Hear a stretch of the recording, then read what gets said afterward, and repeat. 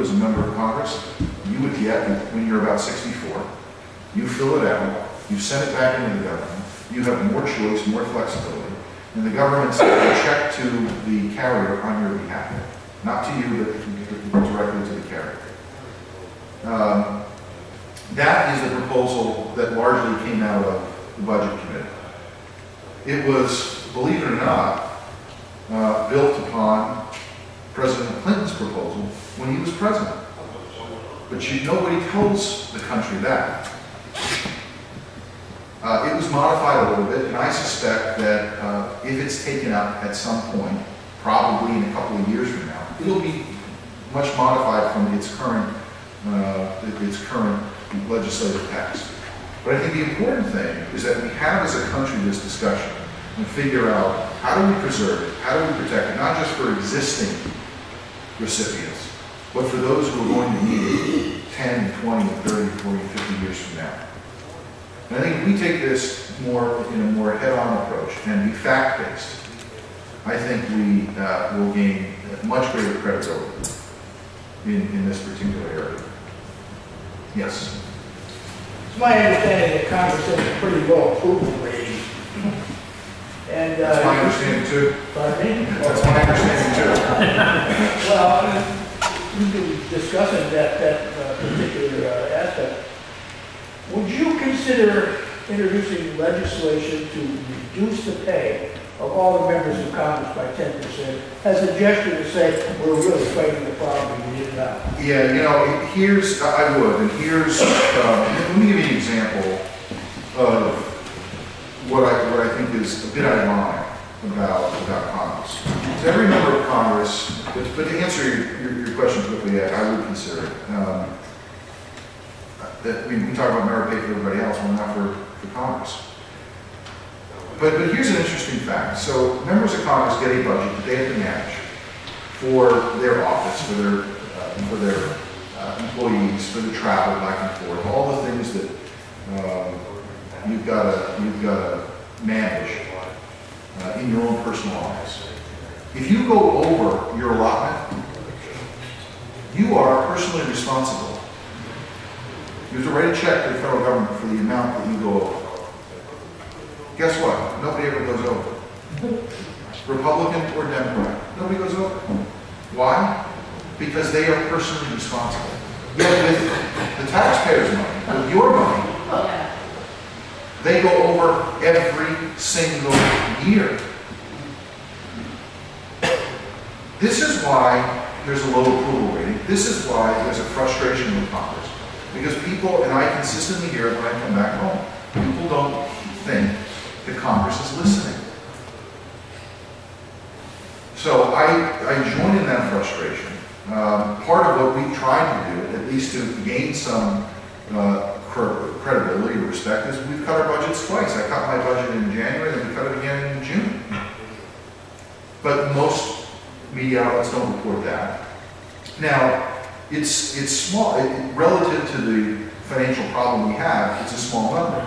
But it's significant in the sense that we're all acknowledging that we get it. This is only done in the House, by the way, not the Senate. The House is done this close, not the Senate. And we're going to do it again next year. Because we feel that we've got to live within our means, we've got to tighten our belts, we've got to figure out how to manage less money and produce more. So I hope that catches on in the Senate.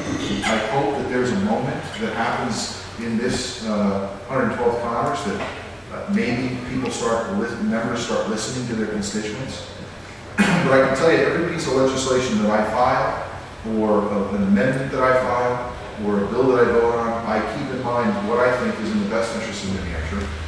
I do lots of different public functions and events and forums, excuse me, with people of all political persuasions, and I get that input and I make the best informed decision that I think New Hampshire would like me to do. But despite the fact that we've cut $200 million, despite the fact that we are pushing back on the regulatory arm of the government, despite the fact that we are repealing pieces of legislation, we've got a long way to go. We need a partner in the Senate, we need a partner in the White House. We don't have those two things here. Yes? Thank you for coming my way. Question for you. You have, as you stated earlier, you've been there for 11 months and obviously you're going to be there for another 13.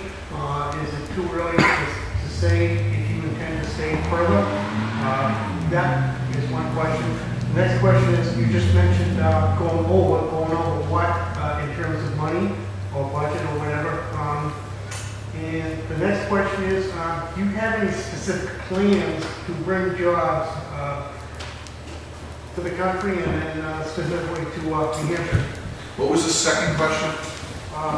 About going over? Going over, you mentioned going over budget. Or, yeah. You know, is that something that's already said, or is that, how does that work, you know, sure. when you say going over? Because Gotcha. it's kind of like, to me, it's like, it's not even said, we don't even know what it is, it's kind of like an imaginary figure. Right, okay. Right now, to answer your first question, right now, I'm just focused on my first term. And, you know, when the appropriate time is, you know, I'll make an announcement about, you know, what my future is. But for now, I got to focus 100% of my time on doing what I think people in New Hampshire want to do and focus on the legislative agenda that I think is critical to the state. Secondly, in terms of when I mean going over, the country takes in $2.2 trillion in revenue. And we are spending more than that. We're spending about $3.5 trillion in this last year. Most people would say that's inexcusable and that it's got to stop. And the reason that has occurred in the last 2 years, you saw spending increases just on discretionary, not even mandatory, 28%. Before I even got there, 28%. And when you add in the stimulus from last year, it's 84%. I mean, could you imagine opening up the Union Leader, or, you know, whatever paper that you read, or turning on MUR, and you hear that the New Hampshire legislature increased spending 84%? I think everyone would be angry with that. Everyone. That's what's going on in Washington. And the moment I or quote Republicans propose a spending reform or spending reduction, the other side calls it draconian. The other side says that we're not caring or this or that. And you know what it is? I actually do care. I care about. I feel like I'm elected to be a steward of your taxpayer dollars, and that my job, my responsibility, is to spend those dollars wisely. And by the way, I don't have to spend every dollar you send. That message has to be crystal clear to every member of Congress, and some of them don't get it yet. I mean, I took over when I was mayor in Manchester. I served 2 terms, 4 years.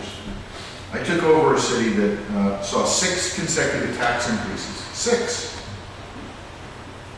And I said that, you know what, I think there's a better way. I think we can actually, God forbid, have a tax cut.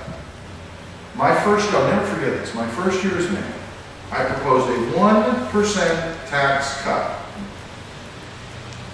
You would have thought that the city was going to fall into the Merrimack River.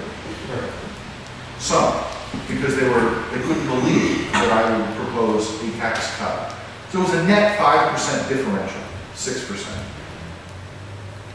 I didn't get it past that first year. I had, we had a board of 14, 2 were Republican, 1 was independent, and 11 were Democrat. I needed 5 votes to sustain a veto.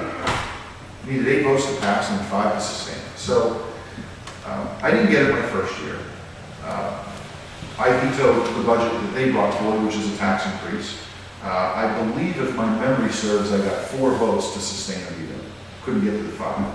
But the second year, I came right back and I presented the tax cut, and guess what? We got it passed. My point is, you've got to stay on your principles and your convictions. You've got to communicate it to people why it's important. And I used to say, you know, as a mayor, the chief administrator in the city, my job is to figure out a way to spend less dollars, provide the services better, quicker, and faster than yesterday, and utilize, good practices for creating a